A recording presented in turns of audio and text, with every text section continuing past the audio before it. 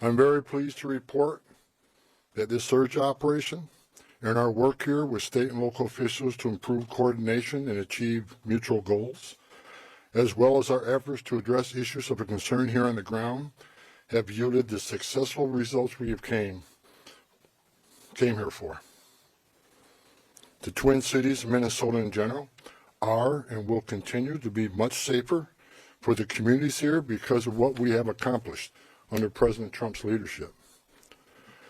I previously shared with you before I even got here, I met with, I said I was going to meet with the governor, the AG, and the Mayor Fry, Mayor Hurd, and I've done all of that. I've also met with various police chiefs and sheriffs, and one thing we all had in common was the importance of ensuring and maintaining public safety. Overall, we made a lot of progress through extensive engagement, meeting with them and other key stakeholders. And it is expected that those engagements and discussions will continue going forward in order to enhance exchange of information and more coordination. As a result of this surge operation, we have greatly reduced the number of targets for enforcement action. And many criminal aliens have been arrested and taken off the streets, including murderers, sex offenders, national security threats, gang members, and other violent criminals. Just this week, ICE arrested a criminal alien with criminal convictions for rape, acts with a child under 14 years of age with force, lewd and lascivious acts with a child under 14. ICE also arrested 2 criminal aliens with criminal sexual misconduct convictions, among other violent criminals. Through targeted enforcement operations based on reasonable suspicion and prioritizing safety and security, ICE will continue to identify, arrest, and remove illegal aliens that pose a risk to public safety, like we've done for years. And our officers will carry out those duties with professionalism, integrity, and compassion, like we've done for years.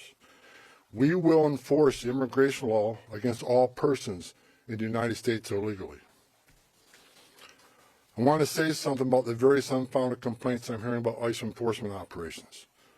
During the surge operation, ICE has not arrested anybody inside a hospital. We have not arrested anybody inside of a school, an elementary school. We have not arrested anybody inside a church. As a matter of fact, the only ones that disrespected the sanctuary of a church were the agitators that have been arrested and prosecuted, and so far we have 9 of them. However, those locations are not off the table. I said from day one, there is no sanctuary for a significant public safety threat or national security threat. But as far as those stories about ICE going into churches, arresting people in hospitals, it simply has not happened. And if you have a case where it happened, you let me know. Because all the digging I've done here, I can't find a single one. Under President Trump's direction, we have obtained an unprecedented level of coordination with law enforcement officials that is focused on promoting public safety across the entire state. While I don't agree with Governor Walz and Attorney General Ellis on everything, I appreciate the support the governor gives to state agencies who coordinate with us in a manner intended to promote public safety. And I appreciate the AG having an open dialogue with me. Early on, the first meeting I had, acknowledging that county jails may notify ICE of the release date of an inmate, just as long as they don't hold them past the time they would normally release them. We now have the ability to arrest criminal aliens in the safety and security of jails throughout the state at the time they're being released, like we've done in other states. I've also directed the strategic placement of officers in certain areas throughout the states that can respond quickly to sheriffs that want to release somebody and notify us.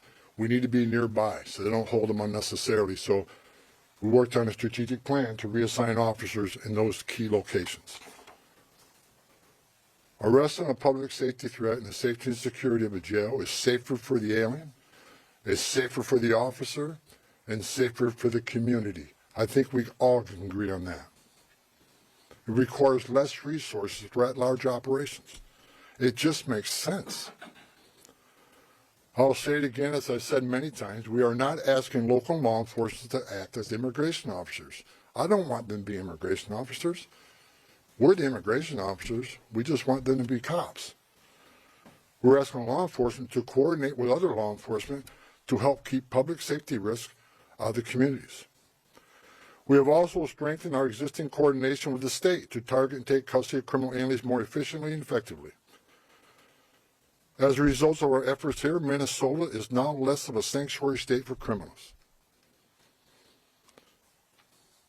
And we are proud of the public safety threats we have removed from the criminal aliens out of the state. As I said in my first press conference a couple weeks ago, President Trump didn't send me here because the operations were being run and conducted perfectly. I came here to identify issues and implement solutions to improve our mission execution.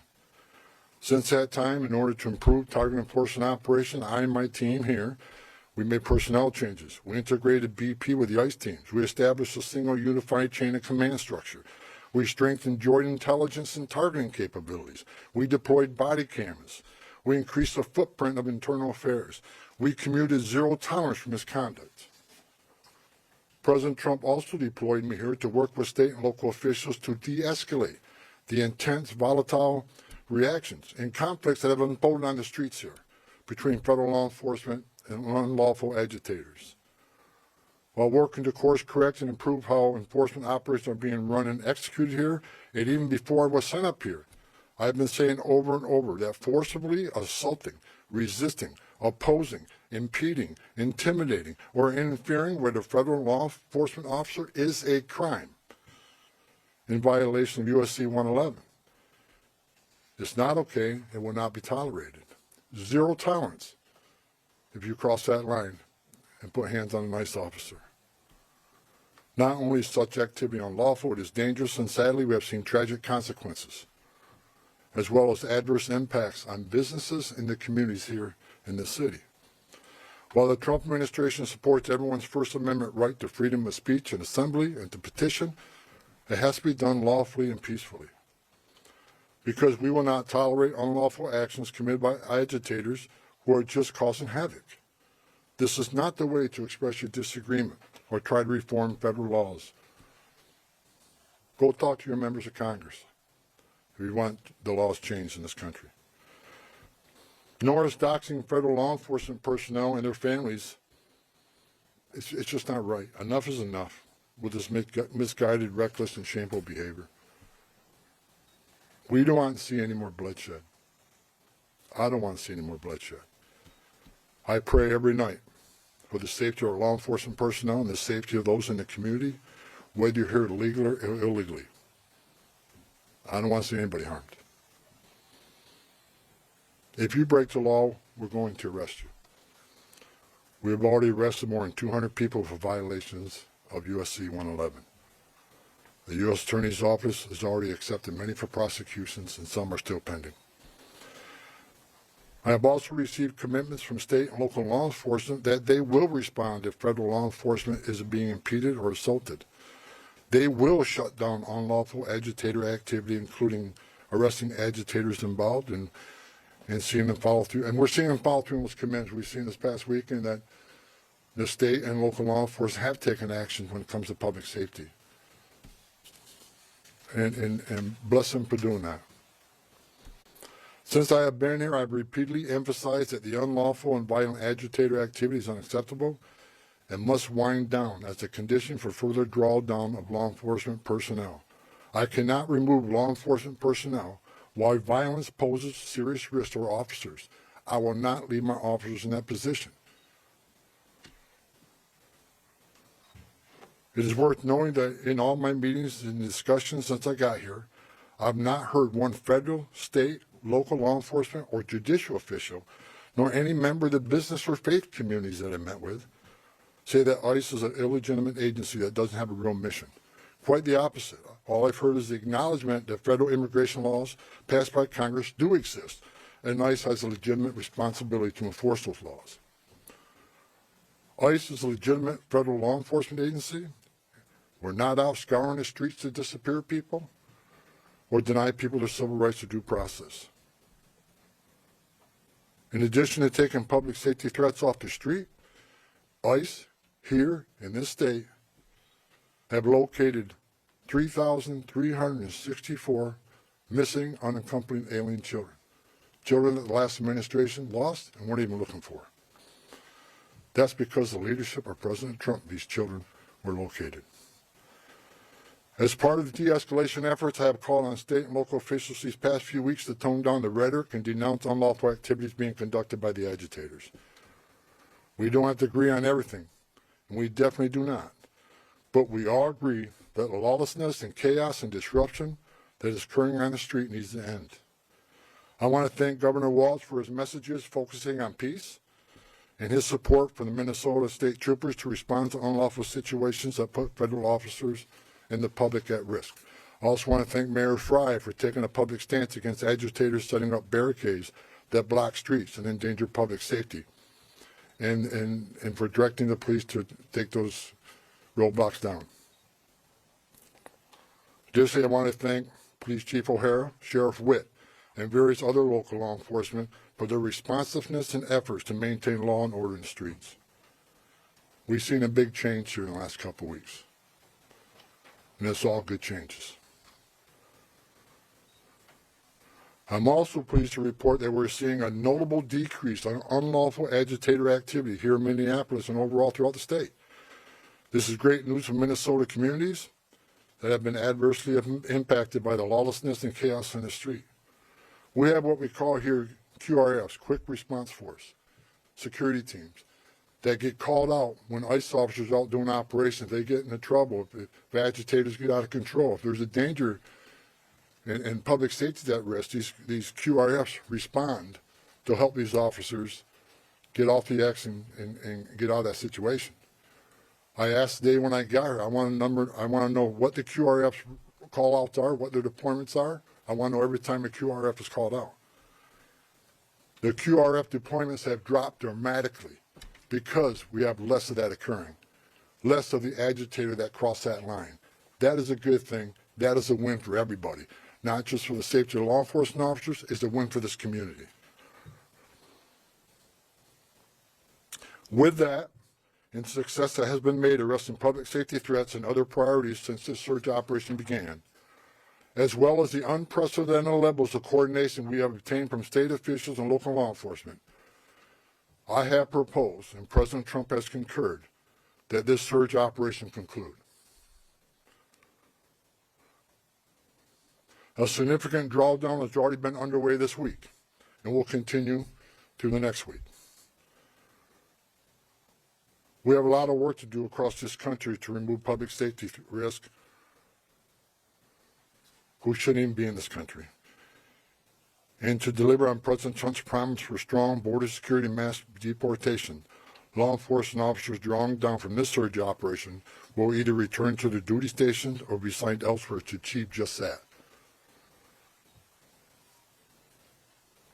We will continue to enforce Title VIII immigration law throughout this nation. Prioritizing national security threats and public safety risks makes sense. But I'll continue to say over and over again, if you are here in the country legally, you're not exempt from our immigration laws. If we encounter you, we'll take appropriate enforcement action. For those that say we are backing down from immigration enforcement or the promise of mass deportations, you are simply wrong. Look at the data. Record number of arrests and deportations under President Trump's first year.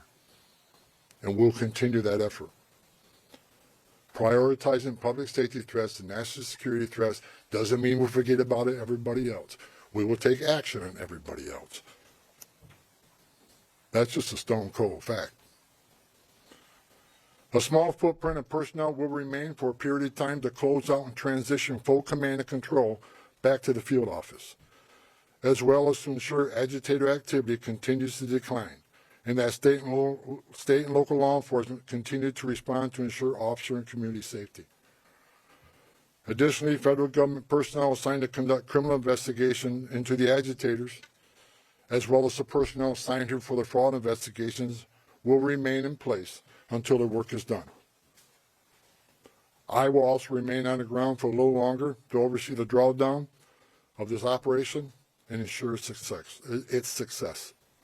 In closing, I want to thank the leadership and senior management that I've worked with for your efforts into these issues, determine deficiencies and challenges, present solutions, and implement improvements that will benefit how operations are run and executed nationwide.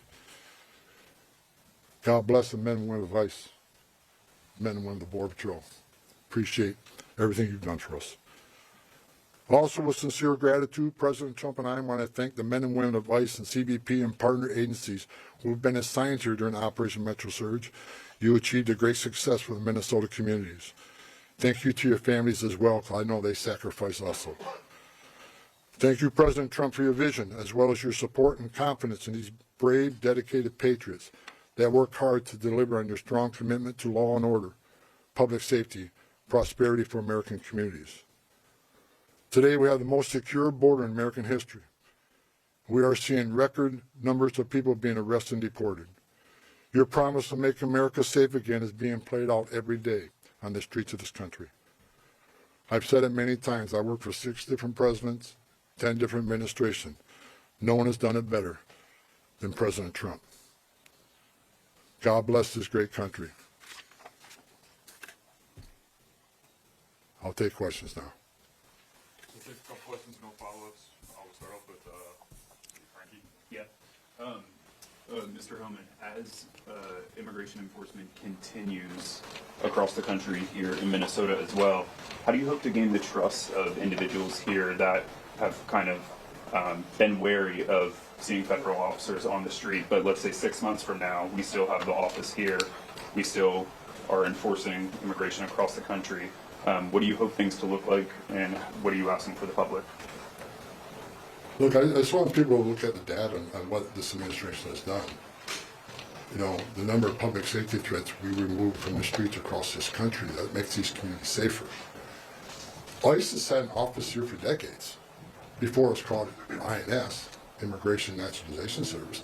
This footprint will remain here, and they'll continue to do immigration enforcement here. But as President Trump has said from day one, we're going to prioritize the public safety threats. Again, but prioritization doesn't mean forget about everybody else. That means you have a criminal alien here and non-criminal here. The criminal always comes first because he's the biggest threat to the communities. We're going to continue to force immigration law. But we'll get back to the footprint here, the normal footprint here. But there will be some security teams staying here, the QRFs, until we're assured that those agitators incidents either stay low or further decline. I'm not going to remove everybody out of the safety of our officers, but like I said, and Operation Metro Surge is ending. And in the next week, we're going to deploy the officers here in detail back to their home stations or other areas of the country that are needed. But we're going to continue to enforce immigration law. That's what American people voted for. But it has to be a priority of criminals. And look, I hear all the hate about, you know, you should arrest everybody. Well, we are. But we're prioritizing those who are the biggest threat to our community. The rapists, the murderers, the child molesters. That's the right thing to do. But I'll say it again. President Trump made a promise of mass deportation, and that's what this country's going to get. But it's smart law enforcement to do target enforcement operations. Now, I've heard people attacking using the word targeting. I've sat for the last 2 months when I watch this operation, daily press briefings talking about targeted operations. Nothing's changed. Other than we're going to make sure they're targeted and make sure we know who we're going for, what their immigration record, what's their criminal history. That comes first. But enforcement of Title VIII is not going to end. If you're in this country legally, you're not off the table. And I think we're proving it if you look at the data. Eric? Mr. Homan, just had a question about the final number of arrests you had and how many of those people arrested were those targeted security threats you were after? I don't have that exact breakdown. I know we've made over 4,000 arrests here. That is something a local field office can supply. I don't have the exact breakdown. But I can tell you, since I've been on the ground, they've been target enforcement arrests. I believe there were target enforcement arrests before I got here. What I did is create one chain of commands where everybody knows what everybody else is doing, and integrate operation command centers. There were some issues here, and we addressed those issues. But I'm not going to sit here and say anybody did anything wrong and that, they were, unprofessional. I'm going to say there's some issues here. We fixed those issues. We've had great success with this operation, and we're leaving Minnesota safer. The surge is leaving Minnesota safer, Minneapolis safer, because of the cooperation we got with the counties and the state and local law enforcement responding to our needs. I'll say it again. It's less of a sanctuary state for criminals. Yeah, sorry to go a little off topic here, but can you confirm that CPD actually hit a party balloon instead of a drone with a laser during the incident in El Paso? And why wasn't that action coordinated with the FAA? I have no information on that. It's out of my league. So we're gonna keep the questions to Minnesota topic. Go ahead. Mr. Homan, can you specify how many county sheriffs, local jails have agreed to work with you and honor ICE detainers? I have not met one county jail that says no to us. They want to work with us. Okay, we have time for one more. Go ahead. Yes, hi, Mr. Homan. You talked about this unprecedented level of cooperation between local officials and yourself. Can you explain more what is changed now in terms of that cooperation from before? Several things have changed. First of all, when the agents were out doing operations and the agitators got a hand and posed a public safety threat not just to the officers but the communities, law enforcement response has been sporadic at best.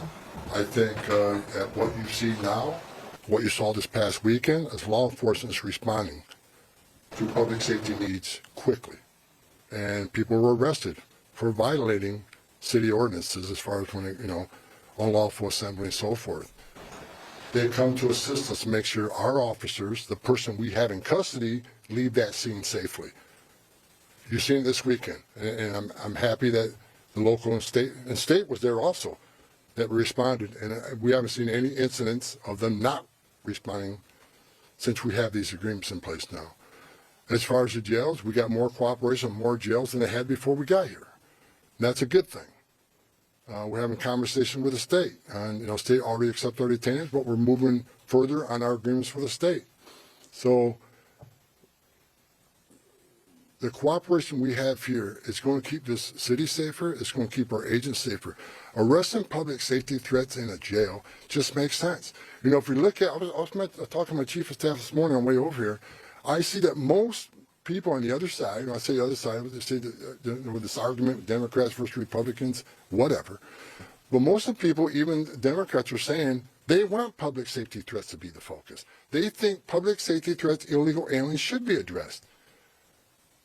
But to say that and not let us into jail, you can't square that. I just noticed the governor of New York, my home state. I've heard her say that she believes public safety threat, illegal aliens should be the focus of ICE. But to have a press conference last week to lock us out of the jails and end 287G agreements, how do you square that? You can't. So again, prioritization of public safety threats don't mean we forget about everybody else. We're going to enforce the immigration law. We're going to have a mass deportation. President Trump promised that, and we're committed to that. However, it shouldn't be a partisan issue that you arrest public safety threats in the safety and security of a jail. Releasing public safety threats back in the public is just stupid. And I've been arguing this for years. And I hope Congress takes action on sanctuary cities and sanctuary states. It makes sense. If you think about it, even the argument I hear, well, victims and witnesses of crime that are in the country illegally want to feel safe to come to law enforcement and to report those crimes without fearing that this law enforcement agency is working with ICE. That's a bunch of crap. Because victims and witnesses of crime don't want the bad guy released to the neighborhood either. It's ridiculous. We want access to the person that you chose, the local jurisdiction chose, to lock in a jail cell. And we have that cooperation here now. It's the right thing to do, and it makes this community safer. This community is safer because we arrested 4,000 illegal aliens, and it's over 4,000 illegal aliens here. Many of them public safety threat, not all of them. As I said, we're going to enforce immigration law, but this community is much safer because of President Trump's leadership and the men and women standing on this stage.